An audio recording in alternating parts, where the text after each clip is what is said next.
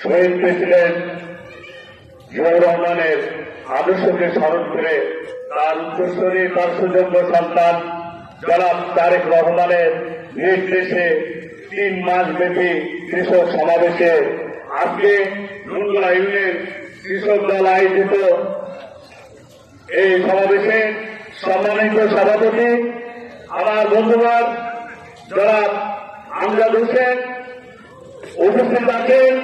প্রধান অতিথি হিসেবে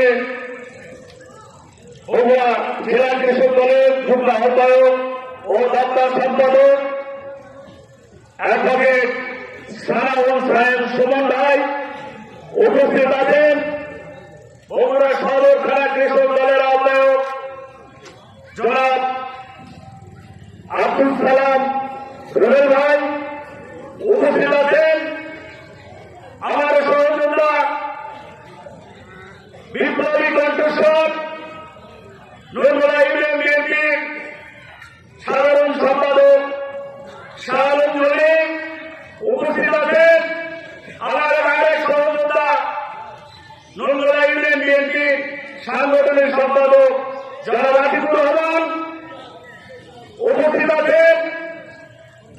নুনগোলা ইউনিয়ন যুব দলের আহ্বায়ক শ্রী বিপুল কর্মকার, নুনগোলা ইউনিয়ন যুব দলের সদস্য সচিব শাহিনুর রহমান সাহেব উপস্থিত আছেন। স্বেচ্ছাসেবক দলের আহ্বায়ক উপস্থিত আছেন।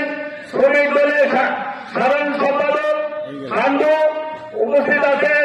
নুনগোলা ইউনিয়ন বিএনপির সিনিয়র সহ সভাপতি জনাব কাদের আলী সহ উপস্থিত নেতৃবৃন্দ, আমার সামনে উপস্থিত আমার প্রাণ প্রিয় বিএনপি মারা ভাইরা এবং মা বোনেরা, সবার প্রতি আমার সালাম। আসসালামু আলাইকুম ওয়া রাহমাতুল্লাহ।